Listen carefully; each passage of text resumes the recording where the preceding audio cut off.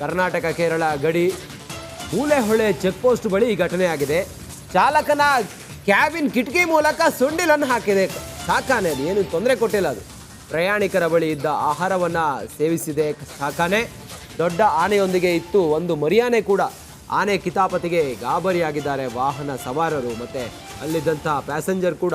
ಯಾರ್ಯಾವ ಪ್ರಯಾಣಿಕರಿದ್ರು ಅವರು ಕೂಡ ಗಾಬರಿ ಆದರು. ಆದರೆ ಸಾಕಾನೆ ಯಾರಿಗೇನು ತೊಂದರೆ ಕೊಟ್ಟಿಲ್ಲ. ಅದು ಆಹಾರವನ್ನೆಲ್ಲ ತಿಂದಿದೆ. ಅದ್ರ ಹೊರತಾಗಿ ಚಾಲಕನ ಕ್ಯಾಬಿನ್ನ ಕಿಟಕಿ ಮೂಲಕ ಸೊಂಡಿಲು ಹಾಕಿ ಪ್ರಯಾಣಿಕರ ಬಳಿ ಇದ್ದ ಆಹಾರವನ್ನು ಸೇವಿಸಿದೆ. ದೊಡ್ಡ ಆನೆಯೊಂದಿಗೆ ಮರಿಯಾನೆ ಕೂಡ ಇತ್ತು. ಆ ಮರಿಯಾನೆ ಕೂಡ ಅಲ್ಲೇ ಇತ್ತು. ಆನೆ ನೋಡಿ ಎಲ್ಲ ಒಂದು ರೀತಿಯಲ್ಲಿ ಗಾಬರಿ ಆಗಿದ್ದಾರೆ. ಆನೆ ಸಹಜವಾಗಿ ಬಸ್ಗೆಲ್ಲ ಅಡ್ಡ ಬಂದಾಗ ಭಯ ಆಗುತ್ತೆ. ನೋಡಿ ಈ ದೃಶ್ಯದಲ್ಲಿ ಗಮನಿಸ್ತಾ ಇದ್ದೀರಿ ನೀವು. ಮೂಲೆಹೊಳೆ, ವಯನಾಡಿನ ಮೂಲೆಹೊಳೆ ಬಸ್ಗೆ ಆನೆ ಅಡ್ಡ ಬರುತ್ತೆ. ಅಡ್ಡ ಬಂದು ಆ ಚಾಲಕನ ಪಕ್ಕದಲ್ಲಿ ಇದ್ದಂಥ ಸೀಟ್ನ ಒಳಗಡೆ ಸೊಂಡಿಲು ಹಾಕುತ್ತೆ. ಸೀಟ್ ಪಕ್ಕದಲ್ಲೇ ಇದ್ದಂಥ ವಿಂಡೋ ಏನಿತ್ತಲ್ಲ ಸೊಂಡಿಲು ಹಾಕುತ್ತೆ. ಸೊಂಡಿ ಹಾಕಿ ಪ್ರಯಾಣಿಕರ ಆಹಾರವನ್ನೆಲ್ಲ ತಿಂದಿದೆ.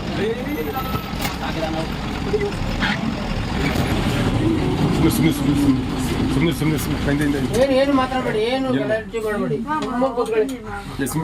ಏನು ಆಗಲ್ಲ, ಹೋಯ್ತು ಅದ್ರ ಪಾಡ್ಗ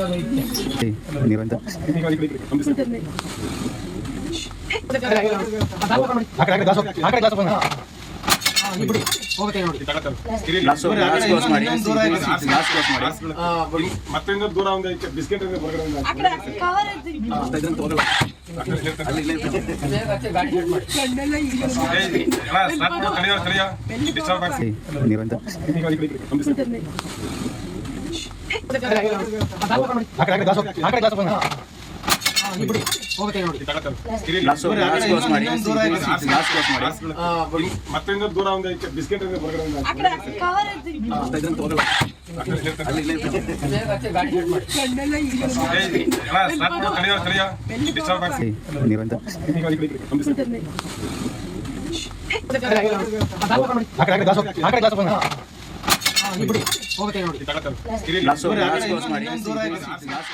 ಕೇರಳದ ವಯನಾಡು ಜಿಲ್ಲೆ ಸುಲ್ತಾನ್ ಬತ್ತೇರಿ ಮತ್ತು ಕರ್ನಾಟಕದ ಗುಂಡ್ಲುಪೇಟೆ ನಡುವೆ ನಡೆದಂತ ಘಟನೆ ಇದು. ಆನೆ ಬಸ್ಸಿಗೆ ಅಡ್ಡ ಬಂದು ಬಸ್ಸನ್ನ ಅಡ್ಡ ಹಾಕಿ ಅನಂತರ ಬಸ್ ಚಾಲಕ ಬಸ್ ನಿಲ್ಲಿಸಿದ ತಕ್ಷಣ ಬಸ್ನ ಆ ಡ್ರೈವರ್ ಕೂತ್ಕೊಳ್ತಾ ಇದ್ದಂಥ ಚೇರ್ ಏನಿದೆಯಲ್ಲ ಅಥವಾ ಸೀಟ್ ಏನಿದೆಯಲ್ಲ ಅದ್ರ ಪಕ್ಕದಲ್ಲಿದ್ದಂಥ ವಿಂಡೋ ಒಳಗೆ ಸೊಂಡಿಲು ಹಾಕಿ ಎಲ್ಲ ಆ ಕಡೆ ಈ ಕಡೆ ನೋಡಿ ಆನಂತರ ಪ್ರಯಾಣಿಕರ ಬಳಿ ಇದ್ದಂತಹ ತಿಂಡಿ ತಿನಿಸುಗಳನ್ನೆಲ್ಲ ತಿಂದು ಹಾಗೆ ವಾಪಸ್ ಹೋಗಿದೆ. ಆನೆ ಜೊತೆಯಲ್ಲಿ ಈ ದೊಡ್ಡ ಆನೆ ಜೊತೆಯಲ್ಲಿ ಮರಿ ಆನೆ ಕೂಡ ಇತ್ತು. ಇದು ಸಾಕಾನೆ ಅನ್ನೋದು ಆನಂತರ ತಿಳಿದು ಬಂದಿದೆ. ಆ ಬಸ್ನಲ್ಲಿ ಇದ್ದಂಥ ಪ್ರಯಾಣಿಕರೆಲ್ಲ ಒಂದು ಕ್ಷಣ ಗಾಬರಿ ಆಗ್ತಾರೆ. ಆದರೆ ಯಾರಿಗೇನೂ ತೊಂದರೆ ಕೊಟ್ಟಿಲ್ಲ. ಅದು ಕಾಡಿನ ನಡುವೆ ಹೆದ್ದಾರಿಯಲ್ಲಿ ಸಾಗ್ತಾ ಇದ್ದಂಥ KSRTC ಬಸ್. ಅದು KSRTC ಬಸ್ಗೆ ಅಡ್ಡ ಬಂದು KSRTC ಬಸ್ನ ಡ್ರೈವರ್ ಕುಳಿತುಕೊಳ್ಳೋ ಜಾಗದಲ್ಲಿ ಸೊಂಡೆಲ್ ಹಾಕಿರೋ ಆನೆ ಇದೇ ಆನೆ. ನೋಡಿ, ಒಂದು ಕಾಲಿಗೆ ಸರಪಳಿ ಕಟ್ಟಲಾಗಿತ್ತು. ಆನೆಯ ಒಂದು ಕಾಲಿಗೆ ಸರಪಳಿ ಕಟ್ಟಲಾಗಿತ್ತು. ನೋಡಿ, ನೀವು ಗಮನಿಸ್ತಾ ಇದ್ದೀರಿ. ಅದು ಸಾಕಾನೆ, ಸಾಕಿರೋ ಆನೆ. ಅದು ಕಿಟಕಿ ಮೂಲಕ ಆನೆ ಸೊಂಡಿಲು ಹಾಕ್ತಾ ಇದ್ದಂತೆ ಪ್ರಯಾಣಿಕರು ಚಾಲಕನ ಕ್ಯಾಬಿನ್ಗೆ ಆಹಾರವನ್ನು ಎಸೆದಿದ್ದಾರೆ. ಪ್ರಯಾಣಿಕರು ಎಸೆದಿದ್ದ ಆಹಾರ ಪದಾರ್ಥವನ್ನು ಆನೆ ಸೇವನೆ ಮಾಡುತ್ತೆ, ತಿನ್ನುತ್ತೆ ಆನೆ. ಆ ನಂತರ ರಸ್ತೆಯಿಂದ ಆ ಕಡೆ ಸರಿಯುತ್ತೆ. ಬಂಡೀಪುರ ರಾಮಾಪುರ ಆನೆ ಸಂವರ್ಧನಾ ಕೇಂದ್ರವು ಕರ್ನಾಟಕ ಅರಣ್ಯ ಇಲಾಖೆಯಲ್ಲಿ ಕಾರ್ಯನಿರ್ವಹಿಸ್ತಾ ಇದೆ. ಈ ಆನೆಯು ಇಲ್ಲಿಂದಲೇ ಬಂದಿರಬಹುದು ಅಂತ ಹೇಳಲಾಗಿದೆ. ಇದು ಸಾಕಾನೆ. ಆನೆ ಕಾಲಿಗೆ ಚೈನ್ ಹಾಕಿದ್ದಾರೆ, ಸರಪಳಿ ಹಾಕಿದ್ದಾರೆ. ಆನೆ KSRTC ಬಸ್ಗೆ ಅಡ್ಡ ಬರುತ್ತೆ. ಅಡ್ಡ ಬಂದ ಆನೆ KSRTC ಬಸ್ನ ಚಾಲಕ ಕುಳಿತುಕೊಳ್ಳುವ ವಿಂಡೋ ಪಕ್ಕದಲ್ಲಿ ಸೊಂಡಿಲು ಹಾಕಿ ಆ ನಂತರ ಡ್ರೈವರ್ ಹಿಂದ್ಗಡೆ ಬರ್ತಾರೆ. ಹಿಂದ್ಗಡೆ ಬಂದ ತಕ್ಷಣ ಅಲ್ಲಿದ್ದ ಪ್ರಯಾಣಿಕರೆಲ್ಲ ಸಾಕಾನೆ ಅಂತೇಳಿ ಗೊತ್ತಾದ ತಕ್ಷಣ ಆ ಆನೆಗೆ ತಮ್ಮ ಬಳಿ ಇದ್ದಂಥ ತಿಂಡಿಯನ್ನೆಲ್ಲ ಹಾಕ್ತಾರೆ. ಆನಂತರ ಆನೆ ಅದನ್ನು ತಿಂದು ವಾಪಸ್ ಹೋಗುತ್ತೆ. ಈ ಆನೆ ಜೊತೆಗೆ ಮರಿಯಾನೆ ಕೂಡ ಇತ್ತು.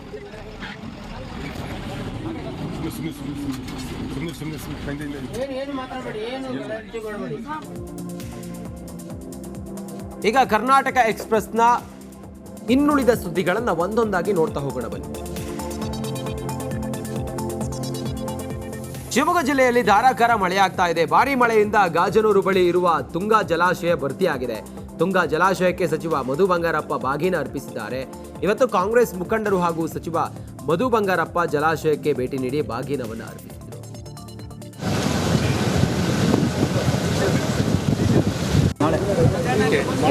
MKK ರೋಡ್ ಹೋಗಿ ಮಾಡಿಸ್ಕೊ.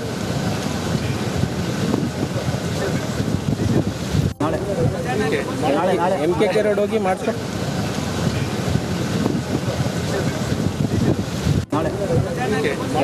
MKK ರೋಡ್ ಹೋಗಿ ಮಾಡಿಸ್ಕೊ.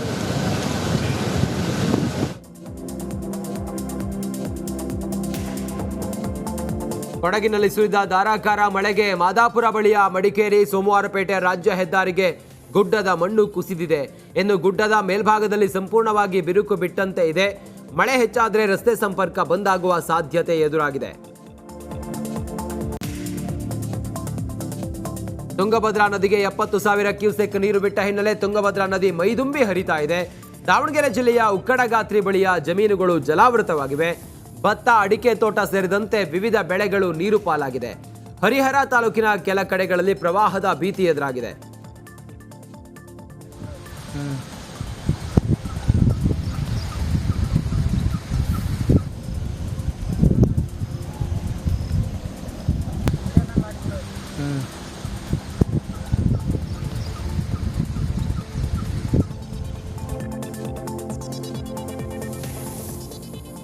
ಬೆಳಗಾವಿ ಮತ್ತು ಮಹಾರಾಷ್ಟ್ರದ ಪಶ್ಚಿಮ ಘಟ್ಟಗಳಲ್ಲಿ ಧಾರಾಕಾರ ಮಳೆ ಮುಂದುವರೆದಿದೆ. ಭಾರೀ ಮಳೆಯಿಂದಾಗಿ ಚಿಕ್ಕೋಡಿಯಲ್ಲಿ ಜನಜೀವನ ಅಸ್ತವ್ಯಸ್ತವಾಗಿದೆ. ಸರಿಯಾಗಿ ಪ್ರವಾಹದ ಸಮಸ್ಯೆ ನಿರ್ವಹಿಸ್ತಾ ಇಲ್ಲ ಅಂತ ಸರ್ಕಾರದ ವಿರುದ್ಧ ರೈತರೊಬ್ಬರು ಆಕ್ರೋಶವನ್ನು ಹೊರಹಾಕಿದ್ದಾರೆ. ಸರ್ಕಾರಿ ಜಾಗಗಳಲ್ಲಿ ಜಾನುವಾರುಗಳಲ್ಲಿ ಶೆಡ್ ನಿರ್ಮಿಸಿ ಕೊಡುವಂತೆ ರೈತ ಮನವಿ ಮಾಡಿಕೊಂಡಿದ್ದಾರೆ.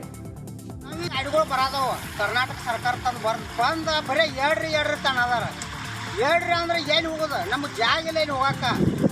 ಮತ್ತು ಈ ಕರ್ನಾಟಕ ಸರ್ಕಾರ ಹೇಳೋದಂದ್ರೆ ನಿಮ್ಗೆ 11 ತಿಂಗಳು 20 ದಿನ ನಾವು ಹಿಡ್ತೇವೆ. ಹಾಲು ಹಿಡಿದು ಕಾಯಿಪಲ್ಯ ಎಲ್ಲ.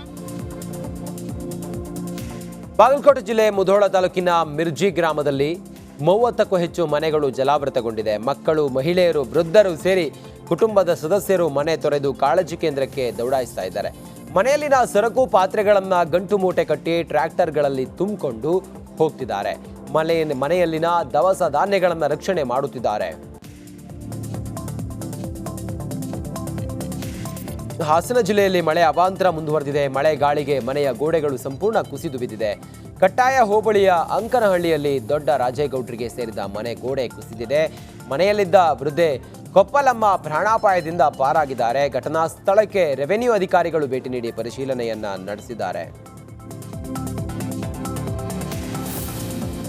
ಹಾವೇರಿಯಲ್ಲಿ ಮಳೆಯ ಅಬ್ಬರ ಕಡಿಮೆಯಾಗಿದೆ. ಮಳೆ ನಿಂತರೂ ಕೂಡ ಮಳೆಯಿಂದಾದ ಅನಾಹುತಕ್ಕೆ ರೈತರು ಕಂಗಾಲಾಗಿದ್ದಾರೆ.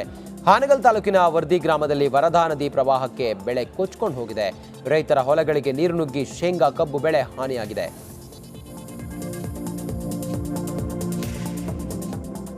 ಮಹಾರಾಷ್ಟ್ರದ ಪಶ್ಚಿಮ ಘಟ್ಟ ಪ್ರದೇಶದಲ್ಲಿ ಧಾರಾಕಾರ ಮಳೆ ಹಿನ್ನೆಲೆಯಲ್ಲಿ ಘಟಪ್ರಭಾ ನದಿ ಪ್ರವಾಹ ಪೀಡಿತ ಪ್ರದೇಶಗಳಿಗೆ ರಮೇಶ್ ಜಾರಕಿಹೊಳಿ ಭೇಟಿ ನೀಡಿದರು. ಗೋಕಾಕ್ ನಗರದ ದನದ ಮಾರ್ಕೆಟ್, ಗಣೇಶಪೇಟೆ, ಭೋಜ್ಗಾರ್ ಗಲ್ಲಿ ತಾತ್ಕಾಲಿಕ